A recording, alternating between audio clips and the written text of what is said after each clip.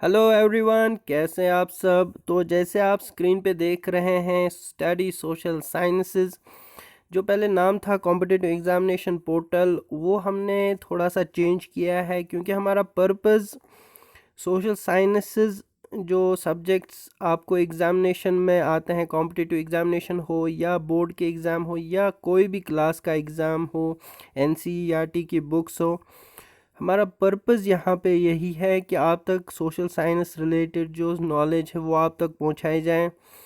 इसीलिए हमने नाम चेंज किया है। जो हमारा पहले नाम था कॉम्पिटिटिव एग्जामिनेशन पोर्टल, वो थोड़ा रिलेट नहीं कर पा रहा था हमारे कंटेंट के साथ, इसीलिए चेंज किया है नाम। तो आज हम शुरू कर रहे हैं हमारा लेक्चर 2 एंशियंट हिस्ट्री का। इससे पहले हमने एक लेक्चर इसमें कवर किया है, बहुत लंबा 1.25 घंटे का लेक्चर था आपका। उसमें पूरा एंशियंट हिस्ट्री का जो पीरियड है वो उसमें कवर होगा, हड़प्पन सिविलाइजेशन का भी, उससे पहले की हिस्ट्री, वो काफ़ी इम्पोर्टेंट है एग्ज़ाम पॉइंट ऑफ व्यू से। और भी जो हिस्ट्री के स्टूडेंट हैं एनसीईआरटी से जो पढ़ रहे हैं उनके लिए भी काफ़ी इम्पोर्टेंट है। सो आप जाके वो वीडियो देखें, आपको बहुत बेनिफिट होगा। तो उसी की कंटिन्यूएशन में आज लेक्चर सेकंड हम लेके आए हैं, पार्ट 2, जिसमें इम्पोर्टेंट हमारा डिस्कशन आज रहेगा महाजनपदास पे, राइज ऑफ मगधा और मौर्याज पे। तो गाइज़, अगर आप चैनल पे नए आए हैं तो सब्सक्राइब ज़रूर कर लें, और वीडियो पसंद आए तो लाइक ज़रूर कीजिए। टेलीग्राम ग्रुप आप ज्वाइन कर सकते हैं, इसका पीडीएफ वहाँ पे अवेलेबल है। इंस्टाग्राम ज्वाइन कर सकते हैं और फेसबुक आप हमारा पेज ज्वाइन कर सकते हैं। तो चलिए बिना टाइम वेस्ट किए आगे अपना आज का टॉपिक डिस्कस कर लेते हैं। ये हमने पहले पढ़ चुके हैं, तो चलिए डिस्कस कर लेते हैं महाजनपदास। सो महाजनपदास अगर देखा जाए तो ये हमारी सेकेंड अर्बन सिविलाइजेशन थी, अर्बन प्लान्ड सिविलाइजेशन थी। पहले हमारी हड़प्पन सिविलाइजेशन थी, ठीक है। महाजनपदास के बारे में देखें तो ये लेटर वैदिक पीरियड जो ट्राइबल ऑर्गेनाइजेशंस थी, इसमें क्या हो गया, जो ट्राइबल ऑर्गेनाइजेशंस थी उनकी जो आइडेंटिटी है चेंज हो गई। किसमें? टेरिटोरियल आइडेंटिटी में। उनकी पहली एक ट्राइबल आइडेंटिटी होती थी कि वो किसी ट्राइब से बिलोंग करते हैं और वो उनकी आइडेंटिटी बनती थी। लेकिन अब क्या हुआ, महाजनपदास के टाइम पे उनकी टेरिटोरियल आइडेंटिटी बन गई। एक टेरिटरी, एक जनपदा, जनपदा मतलब स्टेट, उनकी स्टेट यानी नेशनल आइडेंटिटी बन गई, ठीक है। जैसे आज अगर हम एग्जाम्पल की बात करें तो जैसे आप आज कोई भी फॉर्म भरते हो तो उसमें आपको मेंशन करना पड़ता है नेशनलिटी, तो आप उसमें इंडियन लिख भर देते हो। तो मतलब ये हुआ कि आपकी जो आइडेंटिटी है वो इंडियन है। इस टाइम पे भी ऐसा ही था, जो आइडेंटिटी थी वो एक स्टेट नेशनल या एक जनपदा जो उस टाइम स्टेट को बोला जाता था, वो आइडेंटिटी बन गई थी। और ट्राइबल आइडेंटिटी क्या हो गई थी, वो फेड हो गई थी। दैट मीन्स कि वो थोड़ा ख़त्म होने लगी थी। ट्रांजिशन में क्या हो गया, in transition from tribe to monarchy, tribe से मोनार्की में ट्रांजिशन हो गई। They lost essential democratic pattern of the tribe. So एक डेमोक्रेटिक जो इनको सिस्टम मिलता था ट्राइब में, क्योंकि एक ट्राइब में रहते थे तो उनको थोड़े राइट्स भी मिलते थे। कोई एक जो बहुत बुज़ुर्ग था, बहुत बड़ा था, वो उनको ट्राइब को हेड करता था, अदरवाइज बाकी डिसीजन से खुद लेते थे। लेकिन जब मोनार्की आ गई, एक बादशाह आ गया, किंग की गवर्नमेंट आ गई, उसमें क्या था, उसमें असेंबली ऑफ मैन होते थे, ठीक है। असेंबली होते थे, जैसे आजकल पार्लियामेंट है, पार्लियामेंट में भी लोकसभा राज्यसभा है आपका, वैसे उस टाइम भी असेंबलीज होते थे। और किंग क्या करता था, उस असेंबली में उन सारे ट्राइब्स के कुछ रिप्रेजेंटेटिव्स वो लेता था, और वो रिप्रेजेंटेटिव्स का काम क्या था, वो अपने अपने ट्राइब को रिप्रेजेंट करते थे। तो idea of government through an assembly representing tribes, तो इसमें जो मेंबर्स थे वो अपने ट्राइब को रिप्रेजेंट करते थे। The states consisted of a single size tribe, कुछ जो स्टेट्स थे ये जनपदास, ये सिंगल ट्राइब स्टेट्स थे, जैसे शाहकाज थे, कोलियास थे, मालास थे, ये सिंगल ट्राइब स्टेट्स थे। ईच जनपदा, अब ईच जो जनपदा होता था देखिए, जनपदा और महाजनपदा में फ़र्क ये है कि जो जनपदा होता है वो एक छोटी सी स्टेट हुआ करता था और महाजनपदा एक बहुत बड़ा किंगडम होता था। तो जनपदा महाजनपदा बनने के लिए क्या करता था, वो दूसरे जनपदा पे इन्वेट करता था, उनसे उनको कोशिश करता था इन्वेट करने की, कब्ज़ा करने की, और वो फिर बन जाता था महाजनपदा। ठीक है, डोमिनेट, एंड वो सब्जुगेट करते थे अदर जनपदास टू बिकम महाजनपदास। टोटल जनपदास कितने थे? तो टोटल थे आपके 16। ये बहुत इंपॉर्टेंट है, इसको याद रख लीजिएगा। टोटल जो जनपदास थे वो थे, इनका नाम यहाँ पे सबका दिया हुआ है, आपको इम्पोर्टेंट इनको याद करना। देखिए, ये जनपदा है, इसका कैपिटल दिया हुआ है, और आज की लोकेशन, आज का जो कहाँ पे लोकेटेड थे, तो पहला अगर देखा जाए गंधारा, इसका कैपिटल था टैक्सिला, और ये कहाँ पे हैं आज के? तो ये हैं between Kabul and Rawalpindi in northern western province. जो आजकल का काबुल है, यानी आपका अफ़गानिस्तान और पाकिस्तान की प्रोविंसेस हैं, ये था आपका गंधारा, इसका कैपिटल था टैक्सिला।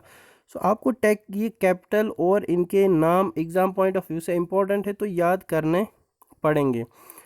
इम्पॉर्टेंट एक और है अवंती। अवंती का जो कैपिटल था वो है उज्जैन। उज्जैन आजकल कहाँ है? तो ये है आपका इलाहाबाद और मिर्ज़ापुर, डिस्ट्रिक्ट ऑफ इलाहाबाद और मिर्ज़ापुर। वहीं पे अगर बात की जाए वाजिस की, तो इसका कैपिटल वैशाली, जो आज का बिहार है, गंगा रिवर पे बिहार में ये जगह थी। वहीं पे काशी, बनारस और मगधा, ये राजगिरा इसका कैपिटल था, और ये आजकल गया, पटना और यहाँ पे लोकेटेड था। सो यह आपको, या पंचाला, ये भी बहुत इंपॉर्टेंट है। सो आप इनके नाम याद कर लें, इनका कैपिटल नाम ज़रूरी याद करना है, और ये जो इन्फॉर्मेशन है ये इतनी इम्पोर्टेंट नहीं है। ठीक है, ये वाली जो ये इम्पोर्टेंट नहीं है, लेकिन ये दो चीज़ें आपको एग्ज़ाम में पूछी जा सकती है, महाजनपदा और इसके कैपिटल। आगे चलते हैं। ये है आपका जो मैप था, जो 16 महाजनपदास थे, ये यहाँ पे मैंने लिए हैं। ये इम्पोर्टेंट है, इससे आपको याद हो जाएगा, आपको बहुत ज़रूरी है। जैसे कोशाला है, जैसे उज्जैन है, काशी है, मगधा है, ये इम्पोर्टेंट है, ये आपको याद रखने हैं। पंचाला है, ठीक है। तो राइज़ ऑफ मगधा बहुत इम्पोर्टेंट है, इसमें काफ़ी important exam point of view से हैं, तो आप थोड़ा इस पर कंसंट्रेट ज़रूर करें। तो बिफोर मौर्याज, मौर्याज से पहले यहाँ पे कितने मगधास डायनास्टी रूल कर चुके थे? तो मगधास वाज रूल्ड बाय 3 डायनास्टी। सो मगधा, जो आप टुडे प्रेजेंट बिहार हैं, इसको रूल करते थे मौर्याज से पहले 3 dynasties, हरियंकास,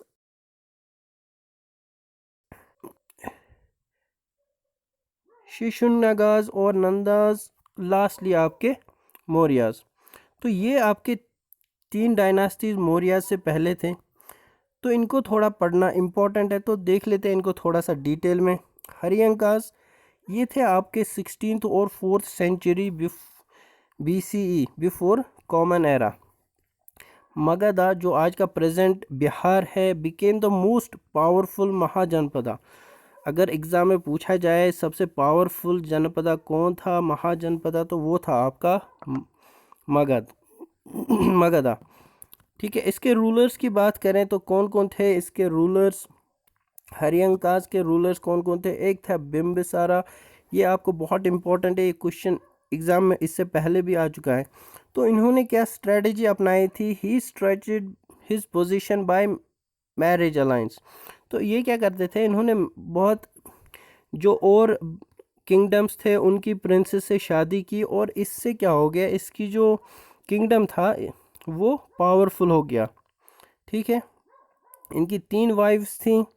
marriage relations with differently princely families give enormous diplomatic Prestige इनको मिल गई, क्योंकि इन्होंने बहुत सारे बड़े बड़े जो किंगडम्स थे उनकी किंग्स थी, उनकी प्रिंसेस से शादी की थी, तो इसकी वजह से उसको बहुत बेनिफिट मिल गया। और इनका जो वेस्ट, मगध का जो वेस्ट और नॉर्थर्न है, ये इससे भी इनको बहुत इम्पोर्टेंट है। इससे क्या हो गया, इनकी जो अलाइंस हो गई मैरिज अलाइंस से, इनका वहाँ पे पूरा जो है सिक्योर हो गया एरिया। वहाँ पे जो दो किंगडम्स थे उनसे उनके साथ इनकी शादी हुई थी और वो इनकी फ्रेंडशिप में थे। ये यहाँ पे देखे द अर्लीस्ट कैपिटल, मगधा का सबसे पहला कैपिटल था ये, इससे पहले भी राजगीर इसका कैपिटल था, जिसका नाम पहले था गिरिवाजा।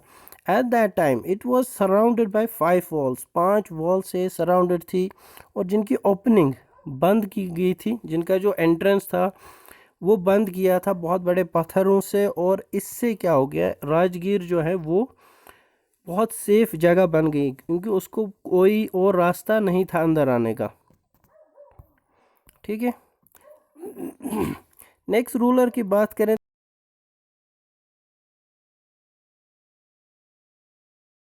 तो ये अजातशत्रु नेक्स्ट रूलर है आपके बाद, इसके बाद। तो इन्होंने क्या किया था, इन्होंने बिलीव करते हैं कि इन्होंने अपने फादर को, अपने बाप को मारा, और जो है उसके बाद ये बादशाह बन गए। थ्रू आउट हिज रेन ही परस्यूड एग्रेसिव, ये बहुत एग्रेसिव थे। उसके बाद क्या हो गया, उसके बाद नेक्स्ट जो थे वो है Udayan. Udayan his region is important because he build the fort upon the confluence of Ganga. Important इसमें याद रखने की क्या है, इसमें आपको क्वेश्चन पूछा जा सकता है कि जो कॉन्फ्लुएंस थी गंगा एंड सोन एट पटना, जो दो रिवर है वहाँ पे जो मीटिंग पॉइंट है, कॉन्फ्लुएंस मतलब जो इनका मीटिंग पॉइंट होता है जहाँ पे मिलते हैं, यहाँ पे फोर्ट किसने बनाया, तो ये आपको आंसर देना है उदयन। तो इन्होंने यहाँ पे फोर्ट बनाया था, इसीलिए बहुत ज़्यादा इम्पॉर्टेंट है। This was done because Patna lay in the centre of Magadh kingdom.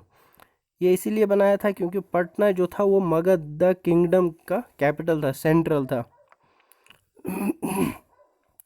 सिसुन Nagas जो हैं ये इसके बाद आते हैं। तो Udayan was succeeded by the dynasty of Shishunagas who temporarily shifted the capital to Vaishali. इन्होंने क्या किया, इन्होंने कैपिटल जो है वैशाली शिफ्ट किया।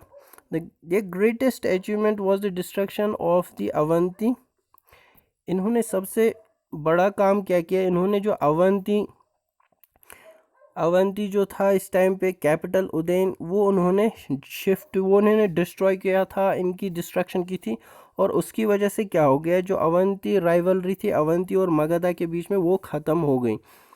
ठीक है, तो इनका कैपिटल कहाँ था, वो था आपका वैशाली में। इन्होंने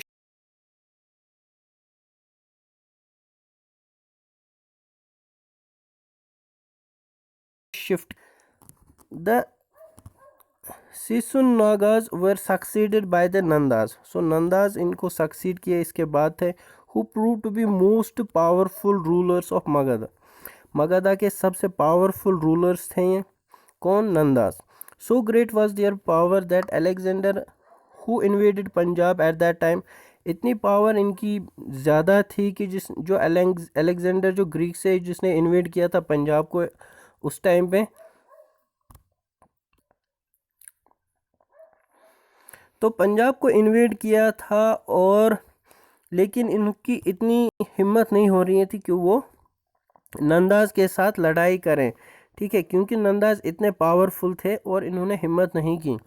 तो Nandas added the Magadha power by conquering Kalinga. Kalinga Magadha ने ऐड किया था। कलिंगा बहुत बड़ा किंगडम था, बहुत पावरफुल था, और इसको अचीव किया था किसने, इन्वेड किया था आपके अशोका ने। वो बहुत पावरफुल थे। उन्होंने कलिंगा का वॉर इसलिए भी इम्पोर्टेंट है क्योंकि इसमें इतने लोग मरे थे। जब अशोका ने इतना ब्लड देखा, इतने लोग मरे हुए देखे, तो उन्होंने लड़ाई से पूरा जो है सरेंडर किया और उन्होंने पीस पे ज़्यादा फोकस किया। ठीक है, were brought by the image as victory trophy. तो एक जो विक्ट्री ट्रॉफी मिल गई थी उनको, इससे बहुत बड़ी इनको क्या मिल गई, पावर मिल गई। All this took place in the rayon of Mahapadma. Mahapadma Nanda जो इनके रूलर थे, ये बहुत मशहूर है, और यही इसी टाइम पे ये सब हो गया। ही क्लेम टू द इकारत the sole sovereign who destroyed all the other ruling. इकारत होता है इनका टाइटल। ये इतना बड़ा बन गया है कि जिसने सारे जो है डिस्ट्रॉय किया था बाकी सोवरेन्स को। सो ये मोस्ट पावरफुल सोवरेन था उस टाइम पे। इनके बारे में यहाँ पे थोड़ा डी शॉर्ट में इनका दिया हुआ है, आप ये देख सकते हैं। बिम्बिसारा का है, उदयन का है, नंदा का है, ये सब छोटा सा ब्रीफ में हिस्ट्री दिया है। तो ये आप देख सकते हैं रिवीजन के पॉइंट ऑफ व्यू से, आपका इससे रिवीजन हो जाएगा। कॉजेज फॉर के राइज होने के, तो कॉजेज की बात करें तो एक था इनका advantage, geographical location with both Rajgir and Pataliputra situated at the strategic point. जो पतालीपुत्रा और राजगीर, जो राजगीर इनका कैपिटल था, इसका ये एक स्ट्रेटेजिक लोकेशन पे थे, इम्पोर्टेंट लोकेशन पे थे, और इसका बहुत बेनिफिट इनको मिला। नेचुरल रिसोर्सेज उस टाइम पे आइडेंटिफाई हुए थे और ये अबेंडेंस में थे। तो कौन कौन सा नेचुरल रिसोर्स इस टाइम पे जो इनको फ़ायदा किया था, बेनिफिट दिया था, वो था आपका आयरन। इससे क्या हो गया, आयरन जब इनको मिला तो इससे जो इनके वेपन्स थे, ठीक है, स्वॉर्ड और भी जो बाकी नेज़े वगैरह जो इनके वेपन्स थे, वो बहुत ज़्यादा हो गए और बहुत पावरफुल बन गए उन वेपन्स से, ठीक है, शार्प वेपन्स थे। और जो सॉइल थी, एल्यूवियल सॉइल जो गैंजेटिक प्लेन्स में है, इससे इनको क्या हो गया, रेनफॉल जब होता था तो इनका एग्रीकल्चरल प्रोड्यूस भी बहुत बढ़ जाता था। The rise of town use of metallic money, एक इन्होंने मेटेलिक मनी का भी यूज़ किया, और जो जिससे इनको फ़ायदा मिल गया, किससे, ट्रेड और कॉमर्स में। एक मनी आ गई, इसकी वजह से क्या होता था, एक ट्रेड और कॉमर्स में जो दूसरे स्टेट्स, दूसरी कंट्रीज़ के साथ ही करते थे, इससे इनको बहुत बेनिफिट हो गया। The princess could levy taxes, tolls and accumulate wealth to pay। Princess थी वो भी क्या करती थी, टोल टैक्स कलेक्ट करती थी, और वो अपनी आर्मी भी मेंटेन किया करते थे। तो इससे पहले आर्मी अपनी मेंटेन नहीं करते थे, जब भी ज़रूरत पड़ती थी तब वो जो आपके फार्मर्स थे और भी बहुत सारे जो लोग थे, जो डेली वेजेस वगैरह लोग थे, उनको हायर करते थे अपनी आर्मी में। लेकिन यहाँ से क्या हो गया, यहाँ से एक रेगुलर आर्मी इन्होंने अपनी रखना शुरू किया था। यूज़ ऑफ एलिफेंट्स, और मोस्ट इम्पॉर्टेंट यहाँ इनके जो रूलर्स थे वो बहुत एम्बिशियस थे, और उनकी पॉलिसीज़ भी बहुत एम्बिशियस थी। एम्बिशियस रूलर्स, एम्बिशियस पॉलिसीज़, और उसकी वजह से क्या हो गया, बहुत सारा जो है इन्होंने कवर इन्वेड किया था, इसकी वजह से ये बहुत पावरफुल बन गए। एंशिएंट हिस्ट्री मौर्याज की देखी,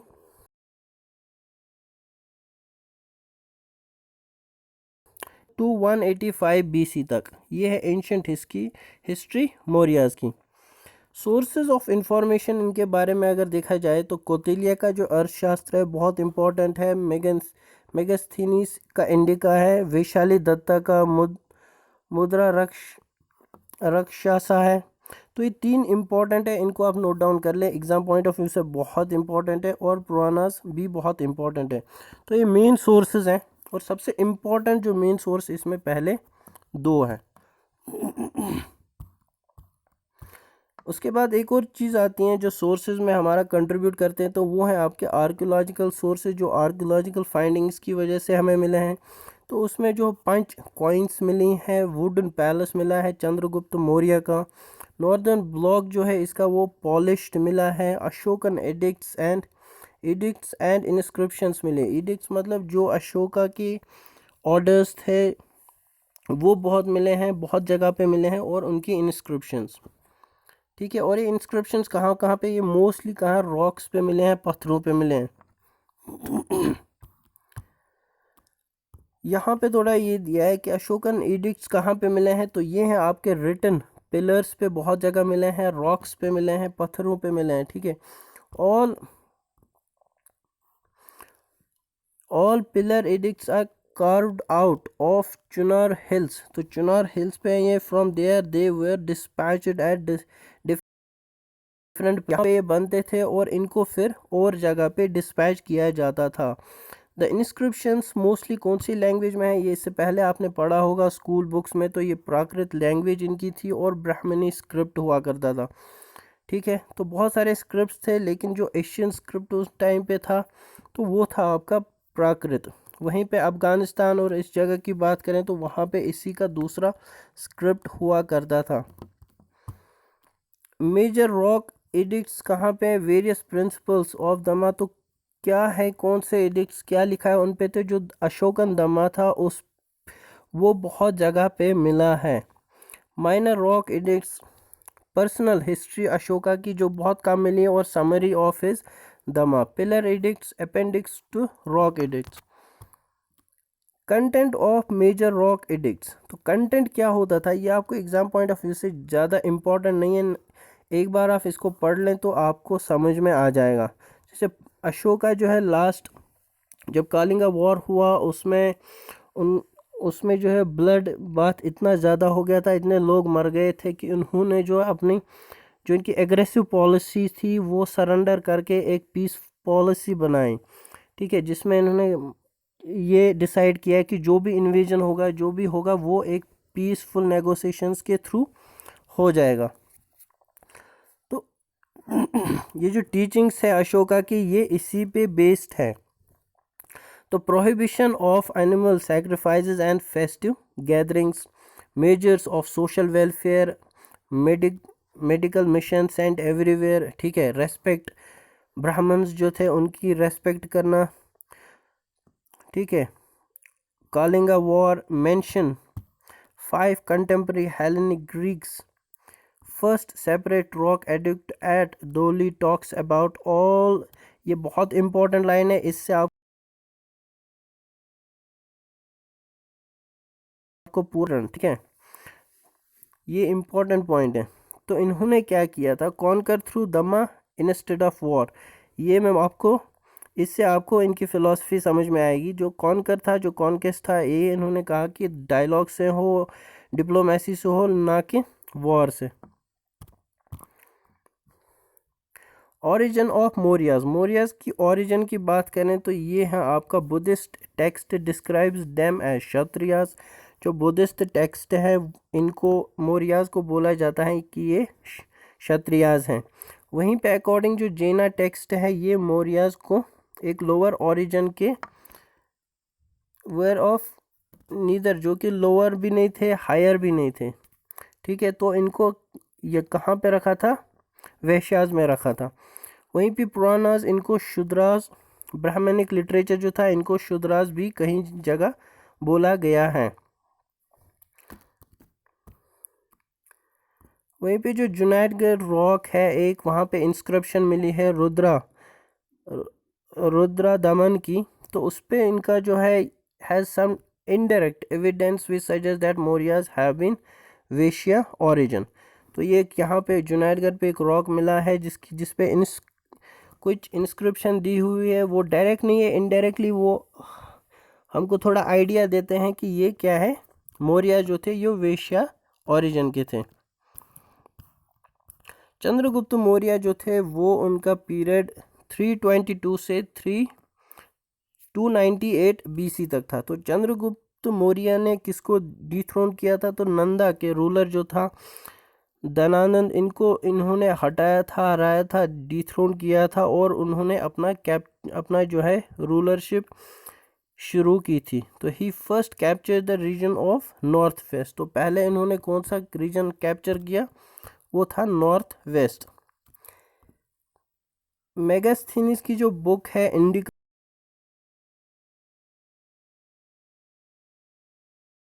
उसमें ये थे आपके ग्रीक एम्बेसडर, ये ग्रीक एम्बेसडर थे जिनको चंद्रगुप्ता मौर्य के कोर्ट में भेजा था, किसने, सेल्यूकस निकेटर ने। सेल्यूकस निकेटर जो ग्रीक के उस टाइम बादशाह थे, उन्होंने एज ए एम्बेसडर भेजा था, ठीक है, ये बहुत बार एग्जाम में पूछा गया है। चंद्रगुप्ता अडॉप्टेड जैनिज्म, चंद्रगुप्ता ने कौन सा रिलीजन अडॉप्ट किया था, तो जैनिज्म किया था, और वो फिर एक चंद्रागिरी हिल्स में चले गए थे, वहाँ पे ही इनकी डेथ भी हो गई थी। तो आपको पूछा जा सकता है कि ये कौन से हिल पे गए थे, चंद्रागिरी हिल्स, किन के साथ गए थे, ये कहाँ पे हैं, तो ये हैं आपके कर्नाटका में।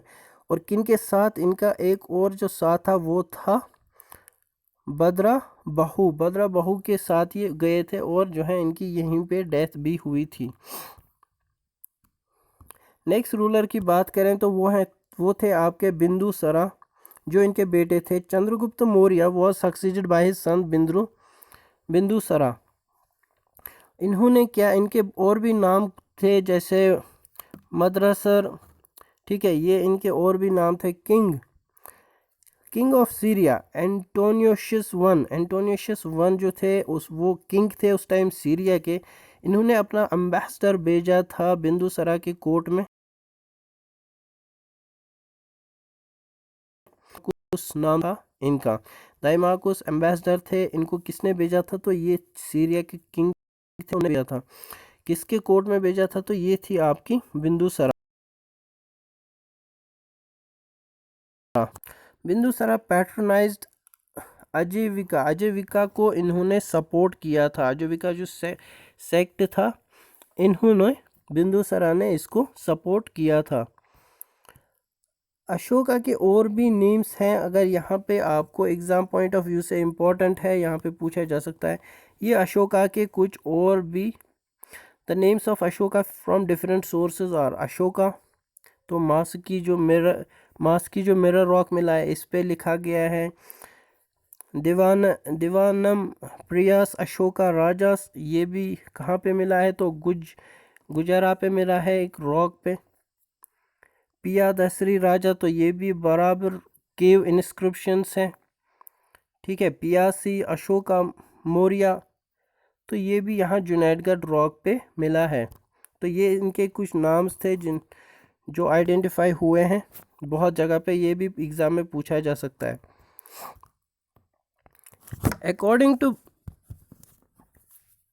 According to Buddhist text tradition, Ashoka usurped the throne after killing। तो अशोका के बारे में ये बोला जाता है कि अशोका ने अपने 99 भाइयों को मारा और एक छोटे भाई जो उनके थे उनको बस छोड़ा, और उसके बाद जो है ये बादशाह बने। छोटे भाई का नाम क्या था? तो ये इसका नाम है तिस्सा, जो यंगर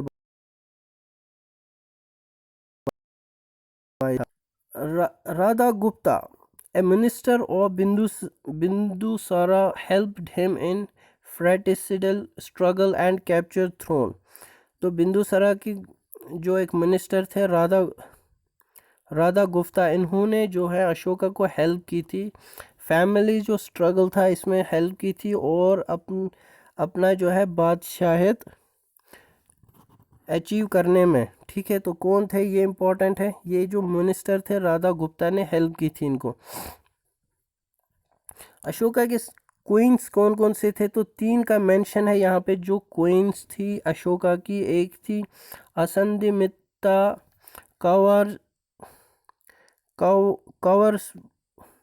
कौरवास्की एंड पद्मावती, ये 3 क्वींस थी।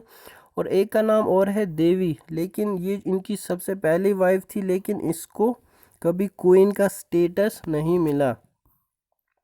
Under Ashoka Mauryan empire reached its climax. तो जब अशोका बादशाह थे उसी टाइम जो मौर्य का अम्पायर था वो बहुत फैला था, और बहुत जगह उन्होंने रूल करना शुरू किया था। कालिंगा पे भी रूल उन्होंने किया, तो बहुत बड़ा अम्पायर हो गया था, बहुत एक्सटेंड हुआ था, ठीक है। सबसे बड़ा इसी के टाइम पे था।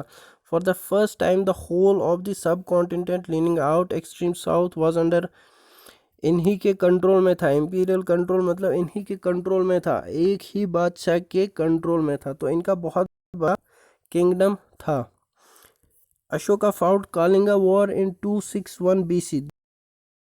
कालिंगा वॉर जो है यहाँ लड़ा था, और वो जीत के उसके बाद ही इन्होंने इतना बड़ा यहाँ ब्लड बाथ हो गया था, इतने लोग मरे थे, और इन्होंने जो है फिजिकल ऑक्यूपेशन की पॉलिसी उस टाइम पे छोड़ी थी, और कल्चरल कॉन्केस्ट थ्रू डायलॉग के थ्रू ये एक्सेप्ट की थी। अशोका दमा, तो इसके बारे में बात करें, इसके बारे में आपको पूछा जा सकता है एग्ज़ाम में। तो अशोका का दमा जो है थोड़ा डिफरेंट है बुद्धिज़्म से। तो टीनेट्स ऑफ टॉलरेंस, तो ये टॉलरेंस प्रमोट करता है, मॉरल एथिकल कंडक्ट होना चाहिए, ठीक है। प्रिजर्व सोशल ऑर्डर, जो एग्जिस्टिंग सोशल ऑर्डर है ये कहते हैं उसको भी प्रिजर्व करना चाहिए। He held that if people behaved well they would attain स्वर्ग। तो स्वर्ग यानी हेवन, अगर ये इन्होंने कहा कि अगर लोग जो हैं बिहेव अच्छी तरह करें, वेल बिहेव्ड है, तो वो जन्नत अचीव कर सकते हैं। उसके बाद जो लेटर मौर्याज की बात की जाए तो वो है आपके the Mauryan dynasty lasted for about 137 years. 137 साल इनकी डायनास्टी थी। मौर्यन जो पहले तीन थे उन्होंने कितने साल रूल किया, तो 90 साल उन्होंने रूल किया, और बाद में जो थे उन्होंने सिर्फ 47 के बाद रूल किया। अशोका की जब डेथ हो गई, फॉलोड बाय उसके बाद ही इस मौर्यन अम्पायर में डिविजन्स हो गए, western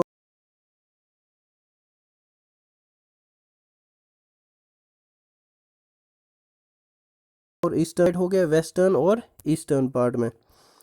the western part came to be ruled by Kunala. तो वेस्टर्न जो पार्ट था उसको कुनाला ने रूल किया, और देन संप्रति फॉर ए शॉर्ट टाइम। तो पहले कुनाला ने, फिर संप्रति ने, और ईस्टर्न जो पार्ट था उसको रूल किया किसने?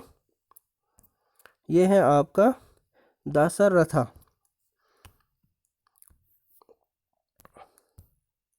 लास्ट मौर्यन जो रूलर था वो था बृहद्रथा।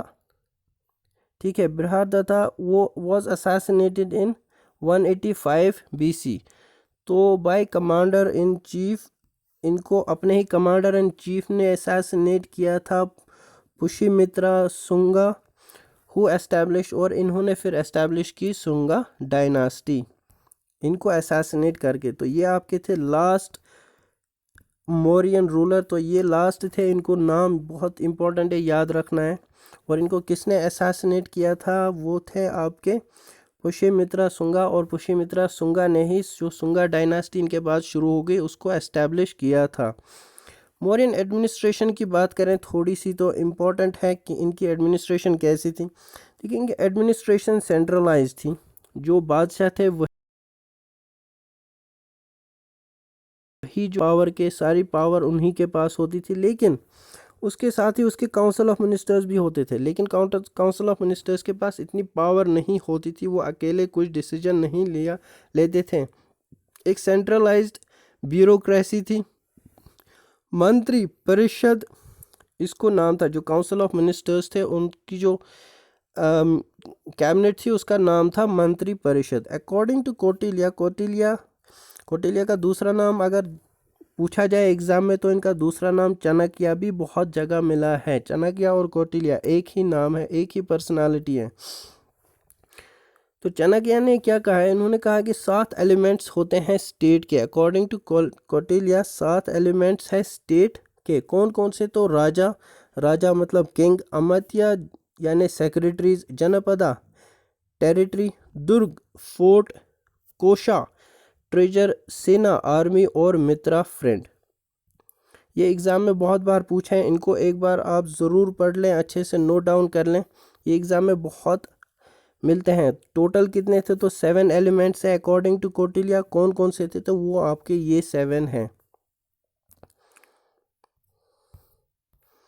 लोकल एडमिनिस्ट्रेशन की बात करें कि क्या थी लोकल एडमिनिस्ट्रेशन, तो जो प्रोविंसेस थे वो डिस्ट्रिक्ट्स में डिवाइड की गई थी। The province they divided into districts which were known as vishaya or ahara. ठीक है, विश और अहरा के नाम से डिस्ट्रिक्ट्स को नाम दिया था। The 3 officials mentioned in Ashokan edicts were Yukta, Rajuka and Pradeshika. 3 जो अशोकन एडिक्ट्स में मिले हैं ये इनके ऑफिशियल्स होते थे जो डिस्ट्रिक्ट एडमिनिस्ट्रेशन हैंडल करते थे। जैसे आजकल आपका डीसी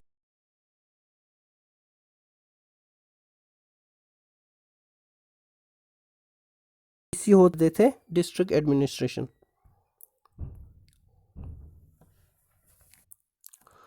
अगला देखें तो the Gramika was the head of the village. Village का जो हेड होता था उसका नाम था ग्रामिका। उसकी जो रिस्पॉन्सिबिलिटी थी वो एक विलेज की गवर्नमेंट जो होती है, गवर्नेंस, वो हैंडल करता था। तो नाम क्या था इनका? ग्रामिका नाम था। वहीं पे अगर नगारका की बात करें तो वो होते थे chief officer responsible for law and order in the city, एक सिटी में लॉ एंड ऑर्डर रिस्पॉन्सिबल जो होते थे वो होते थे नगार का। The municipal administration of the cities was excellent during Mauryan period, तो मौर्यन पीरियड के जैसे मैंने बहुत एडमिनिस्ट्रेशन सेंट्रलाइज थी, प्लान था, टोटल कंट्रोल जो किंग थे उनके पास होता था, ब्यूरोक्रेसी स्ट्रॉन्ग थी, तो इनकी जो म्यूनसिपल एडमिनिस्ट्रेशन भी वो भी बहुत अच्छी थी। तो Megasthenes gives an account of the committee system of administering the municipalities in the cities। तो मेगास्थनीज जिन्होंने बुक लिखी है इंडिका, जो ग्रीक के एम्बेसडर थे बिम्बिसारा के कोर्ट में, इन्होंने क्या म्यूनसिपल जो कमिटीज़ हैं इन्होंने बताया कि 6 म्यूनसिपल कमिटीज़ होती थी इस टाइम पे, और हर एक म्यूनसिपल कमेटी में 5 मेंबर होते थे, 5 members in each. The functions of these 6 committees वे, तो टोटल कमिटीज़ कितनी होती थी 6 और मेंबर्स कितने होते थे 5। तो इनके फंक्शंस की बात करें जो हमको मेगास्थनीज ने बताया है, इनकी फंक्शंस थे industrial, art, entertainment of foreigners, registration of birth and deaths. ये इससे आपको पता चल रहा है कि इनकी एडमिनिस्ट्रेशन कितनी प्लान्ड थी। ट्रेड एंड कॉमर्स जो इन इस टाइम पे था, क्योंकि इनका कॉइन सिस्टम भी था, तो ट्रेड एंड कॉमर्स पे काफ़ी ज़्यादा बिलीव करते थे। एक्सपेंड इस टाइम ट्रेड एंड कॉमर्स बहुत हुआ था। Public sale of manufactured goods और collection of taxes on the articles sold, जो गुड्स आर्टिकल्स बिकते थे उनकी एक कमेटी थी। तो लास्ट पे थोड़ा सा देखें, इकोनॉमी की बात करें तो शूद्रास, आपको पता है कि 4 जो ग्रुप्स में डिवाइड है, ब्राह्मण्स, ठीक है, क्षत्रियास, वैश्य और आपके शूद्रास। तो शूद्रास वेयर इन्वॉल्व। सबसे इम्पोर्टेंट बात ये है कि शूद्रास जो उस टाइम पे अनटचेबल्स थे, ठीक है, उनको सिटी से बाहर रखा जाता था, टच उनके लिए जो और 3 क्लासेस जो अपर 3 क्लासेस है, उन अगर वो किसी चीज़ को टच करते छूते तो वो गंदा कहलाते थे। लेकिन इनके टाइम पे क्या हो गया है, मौर्यास के टाइम, इस टाइम पे इनको for the first time involve किया था किसमें, एग्रीकल्चर में, ठीक है, जो एग्रीकल्चरल एक्टिविटीज़ थी उसमें इन्वॉल्व किया था शूद्रास को भी। क्राउन लैंड वॉज कॉल्ड सिता, जो क्राउन का लैंड था उसको सिता बोला जाता था। There were provisions for irrigation by the state irrigations provisions भी अवेलेबल थे, मतलब जहाँ पे जैसे आजकल गवर्नमेंट बहुत सारी स्कीम्स लेके आती हैं, वेलफेयर स्कीम्स वहाँ पे, या ग्रीन रेवोल्यूशन जो 760s में आया था, तो वैसे ही इस टाइम भी इरिगेशन जो रिस्पॉन्सिबिलिटी थी वो स्टेट प्रोवाइड करती थी। बहुत जगह पे स्टेट ने ऐसा किया था कि उन्होंने पानी वहाँ पे पहुँचाया। इसकी वजह से क्या हो गया, इसकी वजह से एग्रीकल्चर जो प्रोडक्शन था वो बढ़ गया, इंक्रीज़ हो गया। द नॉर्मल टैक्सेशन रेट, एक फिक्स्ड नॉर्मल टैक्सेशन रेट था 1/6, जो प्रोड्यूस होता था उसका 6th पार्ट गवर्नमेंट को देना पड़ता था as a tax. The weight and measures were regulated by the states, measures और जो वेट होता था वो रेगुलेट करती थी state. The state enjoyed monopoly in mining, state की रिस्पॉन्सिबिलिटी थी, स्टेट मोनोपोली थी, कंट्रोल करता था state mining, forest, salt, sale of liquor, manufacture of arms, तो ये सारा एक स्टेट के अंडर यानी गवर्नमेंट के अंडर ही था। सोहगोरा गोरखपुर डिस्ट्रिक्ट में है, यहाँ पे कॉपर प्लेट इंस्क्रिप्शंस मिली है। वहीं पे अगर आर्मी की बात करें तो ये थोड़ा लास्ट पे देखें, आर्मी की बात करें तो most striking feature of Mauryan administration was maintenance of huge army, जो आपको मैंने पहले भी बताया है, एक मेंटेन करते थे, रेगुलर आर्मी है, बहुत बड़ी आर्मी है, मेंटेन भी करते थे। इससे पहले आर्मी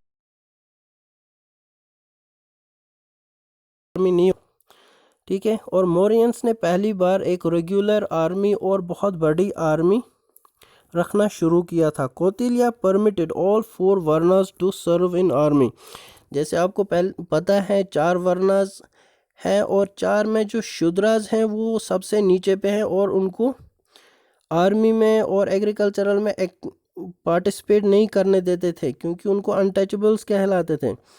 लेकिन इस टाइम पे क्या हुआ, वो एग्रीकल्चर में भी थे और कौटिल्य ने इनको परमिट किया था आर्मी भी ज्वाइन करने, तो आर्मी में भी थे। अकॉर्डिंग टू प्लिनी जो ग्रीक यहाँ पे थे, Mauryas maintained an army of 6 lakh soldiers. ये बहुत इंपॉर्टेंट है, ये प्लिनी आपने इससे पहले वाले पार्ट में मैंने मेंशन किया है, इसका मेंशन वहाँ पे है। ये ग्रीक के थे और इन्होंने मेंशन किया है टोटल आर्मी जो इस टाइम मौर्याज की थी वो 6 लाख सोल्जर्स थे। तो 6 लाख सोल्जर्स ये मेंटेन किए थे एज अ रेगुलर आर्मी। और मौर्याज ऑल्सो मेंटेन्ड ए नेवी, नेवी भी ये मेंटेन करते थे। तो आर्मी 6 लाख की थी और नेवी भी थी। सो ये किसने मेंशन किया है, ये किया था प्लिनी जो ग्रीक के थे।